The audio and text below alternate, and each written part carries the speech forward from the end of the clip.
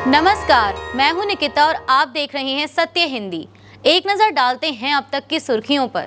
Iran की America Israel के बैंकों पर हमले की धमकी। आईडीएफ ने ईरान और पेरूत में नए बड़े पैमाने पर हमले शुरू किए। ईरान ने इसराइल की मिलिट्री इंटेलिजेंस एजेंसी को बनाया निशाना। ईरान युद्ध पर अमेरिकी संसद की गोपनीय ब्रीफिंग से अमेरिका में मचा तहलका। अमेरिका ईरान वॉर जोन में फंसे नागरिकों पर पीएम मोदी का बयान। ईरान ने चेतावनी दी है कि वह क्षेत्र में अमेरिका और इसराइल से जुड़े आर्थिक और बैंकिंग ठिकानों को निशाना बनाएगा। तेहरान स्थित खत्म अल अनबिया मिलिट्री कमांड हेडक्वार्टर के एक प्रवक्ता इब्राहिम ज़ोल्फ़कारी ने 11 मार्च को कहा कि यह फैसला एक ईरानी बैंक पर हुए हमले के बाद लिया गया। सेमी ऑफिशियल मेहर न्यूज एजेंसी के अनुसार देश के बड़े सरकारी बैंकों में से एक बैंक सेपा से जुड़ी एक प्रशासनिक इमारत पर रात में हमला हुआ। ज़ोल्फ़कारी ने आरोप लगाया कि अमेरिका और इसराइल ने यह हमला किया है और इसे गैर कानूनी कार्रवाई बताया। उन्होंने कहा कि इस घटना के बाद ईरान को अब क्षेत्र में अमेरिका और इसराइल से जुड़े आर्थिक केंद्रों और बैंकों को टारगेट करने की पूरी छूट मिल गई है। साथ ही उन्होंने लोगों को एहतियात के तौर पर बैंकों से कम 1000 मीटर दूर रहने की भी चेतावनी दी। इस्राएली सेना ने कहा है कि उसने ईरान में बड़े पैमाने पर हमलों की नई लहर शुरू की है और लेबनान की राजधानी बेरूत में हिजबुल्लाह के इंफ्रास्ट्रक्चर को भी निशाना बना रही है। ईरान की आर्मी ने कहा कि उसने इसराइल की मिलिट्री इंटेलिजेंस एजेंसी हाइफा शहर में एक नेवल बेस और एक इस्राएली रडार सिस्टम को निशाना बनाया है। आर्मी ने स्टेट टीवी पर ब्रॉडकास्ट किए गए एक बयान में कहा कि आज सुबह से इस्लामिक रिपब्लिक की आर्मी ने अमन नाम के इस्राएली मिलिट्री इंटेलिजेंस डायरेक्टरेट के साथ साथ Israeli military unit 8200 green pine radar और हाइफा नेवल बेस पर सबमरीन हेडक्वार्टर बिल्डिंग को निशाना बनाया है। बयान में यह भी कहा गया कि हमले जारी हैं। थाईलैंड का कहना है कि होर्मुज स्ट्रेट में प्रोजेक्टाइल से जहाज टकराने के बाद 3 क्रू मेंबर लापता हैं। थाईलैंड के ट्रांसपोर्ट मिनिस्ट्री ने कहा कि होर्मुज स्ट्रेट में अनजान प्रोजेक्टाइल से टकराए एक थाई जहाज से 20 क्रू मेंबर को बचा लिया गया है, लेकिन 3 क्रू मेंबर अभी भी लापता हैं। मिनिस्ट्री ने कहा कि क्रू मेंबर जहाज को एक लाइफ बोट में छोड़कर चले गए थे और उन्हें ओमानी नेवी ने बचाया। उसने कहा कि जहाज के पिछले हिस्से में एक धमाका हुआ और इंजन कंपार्टमेंट में आग लग गई, जहां बाकी 3 क्रू मेंबर काम कर रहे थे। अमेरिका और इसराइल का ईरान के साथ युद्ध 28 फरवरी 2026 को शुरू हुआ, जिसमें ईरान के supreme leader Ayatollah Ali Khamenei की हत्या हो गई। इस युद्ध को अमेरिकी राष्ट्रपति डोनाल्ड ट्रंप के दूसरे कार्यकाल में शुरू किया गया और इसका उद्देश्य ईरान को परमाणु हथियार बनाने से रोकना बताया गया। हालांकि 10 मार्च को अमेरिकी सांसदों को दी गई गोपनीय ब्रीफिंग में रक्षा मंत्री पीट हेगसेथ, विदेश मंत्री मार्को रूबियो और जॉइंट चीफ्स के चेयरमैन डैन केन ने माना कि युद्ध की योजना में कई गलतियां हुई और इसका कोई स्पष्ट अंत दिखाई नहीं देता। ब्रीफिंग में रक्षा अधिकारियों ने सांसदों को बताया कि युद्ध की योजना में कई गलतियां हुई और अब यह वैश्विक अर्थव्यवस्था, तेल की कीमतों और राजनीतिक दबाव का कारण बन रहा है। रिपोर्ट के अनुसार अब तक 140 से अधिक अमेरिकी सैनिक घायल हो चुके हैं और 6 की मौत हुई है। डेमोक्रेट नेताओं ने युद्ध को गैर कानूनी बताते हुए कांग्रेस की मंजूरी के बिना कार्रवाई करने पर सवाल उठाए हैं और पब्लिक हियरिंग की मांग की है। विश्लेषकों का कहना है कि अगर यह युद्ध लंबा चला तो इसका असर वैश्विक अर्थव्यवस्था, तेल बाजार और अमेरिकी राजनीति पर पड़ सकता है। ईरान के नए सुप्रीम लीडर मुश्तबा खामेनेई के घायल होने की खबरों के बीच ईरानी राष्ट्रपति मसूद पेजेश्कियान के बेटे ने उनके स्वास्थ्य से जुड़ी जानकारी दी है। पेजेश्कियान के बेटे यूसुफ पेजेश्कियान का कहना है कि मुश्तबा खामेनेई सुरक्षित हैं। उन्होंने टेलीग्राम पर लिखा कि उन्होंने कुछ रिपोर्ट्स सुनी जिनमें कहा गया था कि सुप्रीम लीडर घायल हो गए हैं। उन्होंने लिखा कि मैंने कुछ दोस्तों से पूछा जिनके पास उचित संपर्क थे और उन्होंने कहा कि वे सुरक्षित हैं और कोई समस्या नहीं है।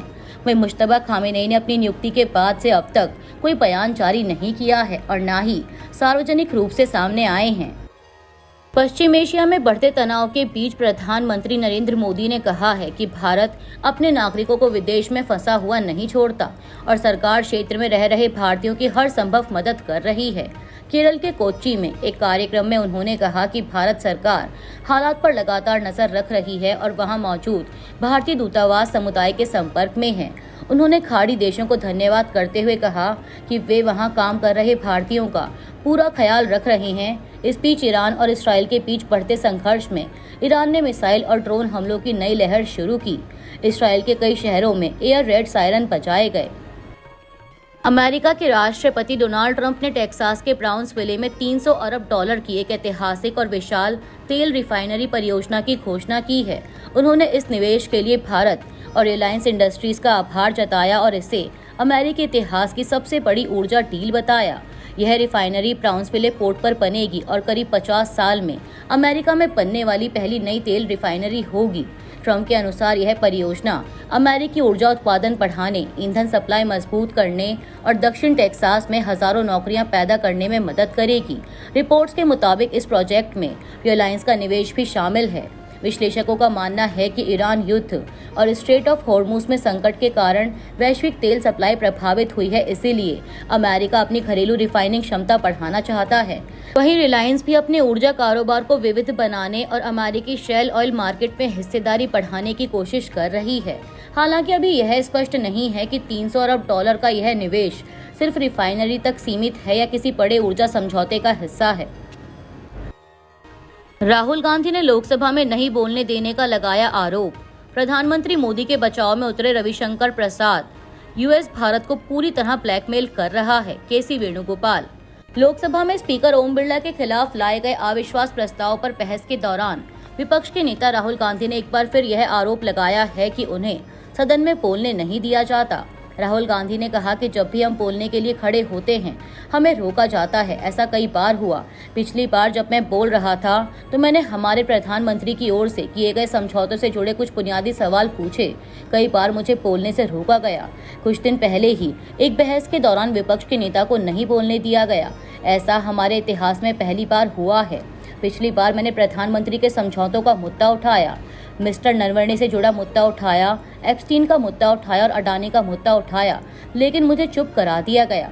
वहीं इस पर बीजेपी सांसद रविशंकर प्रसाद ने जवाब देते हुए कहा कि विपक्ष के नेता को राष्ट्रीय सुरक्षा जैसे मुद्दों पर अपने शब्दों का सावधानी से इस्तेमाल करना चाहिए। रविशंकर प्रसाद ने नेता प्रतिपक्ष पर सदन में उनके सही आचरण न करने का आरोप लगाया और कहा कि विपक्ष के नेता से कैसे आचरण की उम्मीद की जाती है वह बहुत महत्वपूर्ण है। उन्होंने कहा कि वेणुगोपाल जी नेता प्रतिपक्ष को सदन के नियम पढ़ाएं। कांग्रेस सांसद केसी वेणुगोपाल ने संसद में कहा कि अमेरिकी अधिकारी यह घोषणा कर रहे हैं कि भारत को रूस से 30 दिनों तक तेल खरीदने की अनुमति है। क्या यह आत्मसमर्पण नहीं है? भारत ने इस बारे में एक शब्द भी क्यों नहीं कहा? हमारे एक भारतीय मंत्री का नाम एप्स्टीन फाइल्स में है और इस मामले में उनकी जांच चल रही है। क्या यह बहस का मुद्दा नहीं है? मुद्दा यह है कि भारत ने अपनी संप्रभुता, अखंडता और आर्थिक मामलों को पूरी तरह से अमेरिका के हवाले कर दिया है। अमेरिका भारत को पूरी तरह से ब्लैकमेल कर रहा है। 13 साल कोमा में रहे हरीश राणा को पैसिव यूथेनेशिया की अनुमति। सुप्रीम कोर्ट का ऐतिहासिक फैसला।